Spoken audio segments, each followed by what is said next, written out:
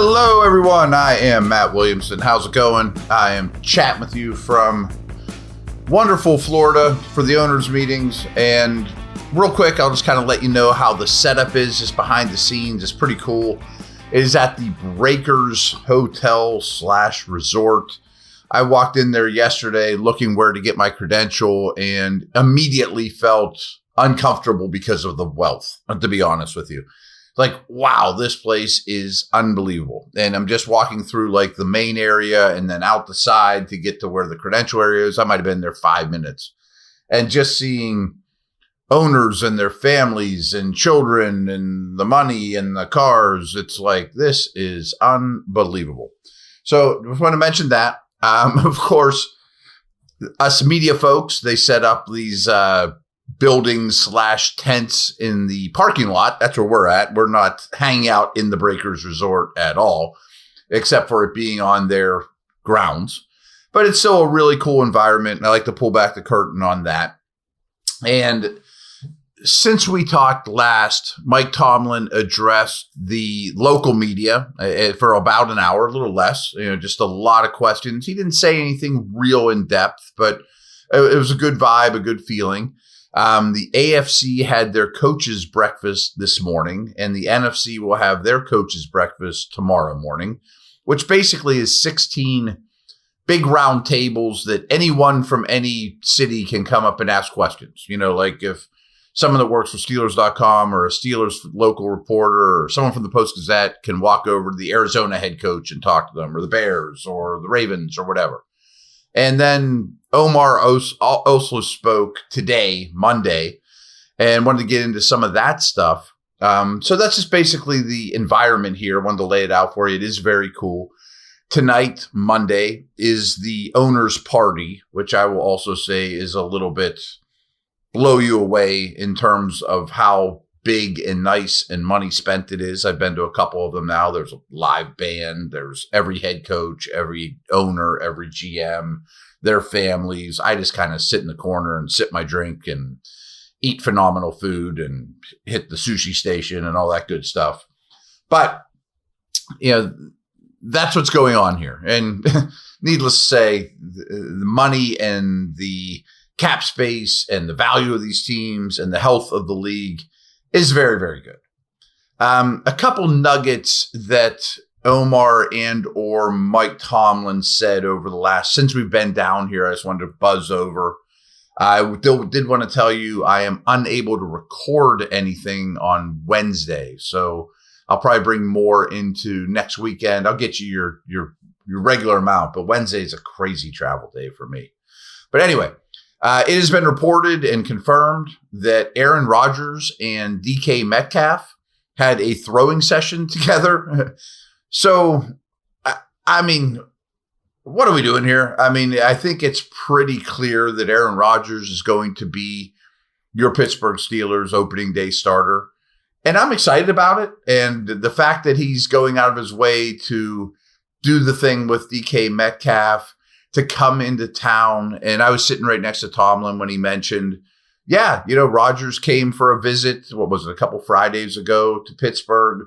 Went really well. We have a lot of respect for one another. Everything that's come out since is Rodgers really likes the environment and the people here and all that good stuff. So I can't imagine that there's really any chance at this point that he's not the Steelers quarterback.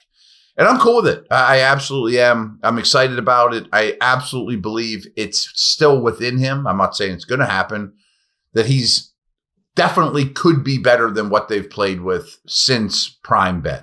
I mean, I think it could be a total flop. It could be a disaster. He could be on McAfee saying how terrible it is. But I think there is a strong possibility that he's the best quarterback the Steelers had in 5 years, especially with Metcalf and Pitkins and the guys around him, and the environment and what I think will be a better run game. So I think that there is a chance, and I've laid this out to you guys several times, that they could be more competitive this year while still building a really nice nest for the future guy. Folks, BetOnline is the world's most trusted betting platform and your number one source for betting on all the madness. Whether you're a seasoned fan or first-time bettor, BetOnline is your ultimate game day companion. With the largest selection of odds from everything college basketball to a $200,000 bracket contest, BetOnline continues to be your number one sports betting source. From every Cinderella story to every hat trick, BetOnline has you covered with odds, stats, and more for every game, every play, and every win. BetOnline, the game starts here.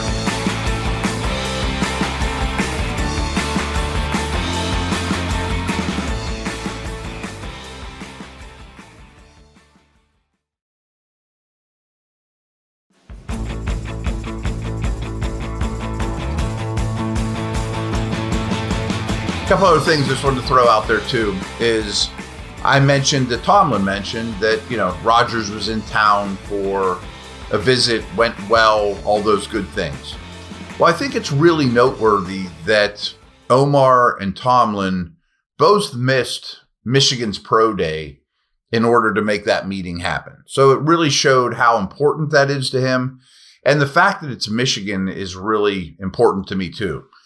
Not necessarily for the players, although Kenneth Grant might be my favorite pick for the Steelers at 21. They obviously have other guys too. But it's just a fixture for them. Like if you remember when Devin Bush was drafted, they never miss a Michigan Pro Day. It's obviously drivable from Pittsburgh. It's not a bad trip. They always take a couple of Wolverines out to dinner. The Bush one stands out, but they've had a lot of Michigan connections. This is obviously very important to both Rodgers and the team. If that's the only day Rodgers could have came in, coincided with Michigan's pro day, for the GM and head coach not to make that trip to Ann Arbor. So again, it's just reaffirming how close this is, in my opinion. And no one's told me, it's a done deal, but you're throwing with DK Metcalf and you're flying into Pittsburgh on Michigan's pro day. I think the writing's on the wall. Omar also mentioned, we always have 4 quarterbacks in camp.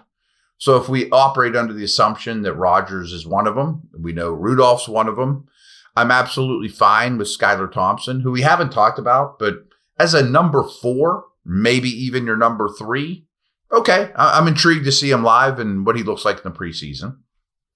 But you got to think that there's going to be another name to drop. And Omar even mentioned, we're between the two of them, they both mentioned we're still open to all avenues for the quarterback. We really want a long-term solution. He didn't say it had to come in this draft, but he did say, basically implied that if Rodgers is the answer, that's not the long-term solution. We're still looking. I've gone on record over and over saying, I hope the long-term solution is the 2026 draft's first-round pick. Even if you win the Super Bowl here at 32, to trade a fortune to go up into the top 10 and get a guy or whatever, assuming there's a player there. But it wouldn't break my heart if Milroe was your third-round pick or something along those lines. You guys know I like Shuck a lot. And there are some quarterbacks in this draft I like, but I wouldn't mind punting on the draft or a 6th-round pick or something like that as your only solution as the young guy in camp. So, but there will be 4 in some way, shape, or form. Don't forget that. And I don't have a ton else for you guys, but I did find it curious, and I don't want to look too much into it. But when asked about the staff, the Steelers football staff, and I assume they're referring to coaching, not scouts and that sort of thing. I forget which reporter asked Tomlin, is the staff set? And just this tone and the way he said something along the lines of, we might not be done there. We're still open to, adding to it. And they're not going to fire a coordinator or something crazy. I don't think there'll be anybody let go. But I just my ears just perked up, just because of the tone he had. And I didn't expect that question to come up. I just assumed that the coaching staff and the football people were in place at this point. But maybe there will be somebody else. And I'd be very open to that. And I'd love it to be, what I talk about a lot is one of those, someone that's been a long time coach, maybe even a former head coach. And I'm not implying that this is going to happen. And I'm not even, I hesitate to even bring it up. But if you could bring in some kind of consultant that is semi-retired, doesn't want the responsibilities of coaching your running backs or calling plays, but it's just kind of overseeing things and chipping in, and you give them special projects, something like that I'd be really open to. But we'll see. I just found it interesting that the way he answered that question. So I wanted to address it and at least throw it your way. All right, that's a wrap. I am headed over to Breakers, do my radio show, and hope everyone's enjoying themselves. Take care.